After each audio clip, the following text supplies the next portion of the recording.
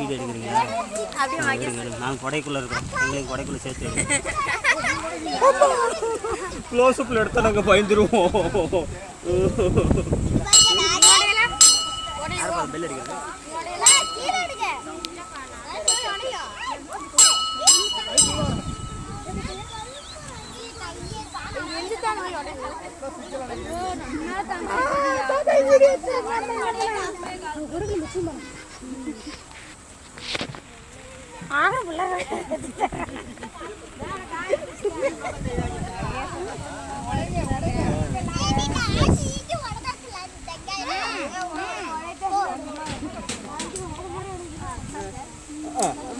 சேர் கொடுக்குறான்.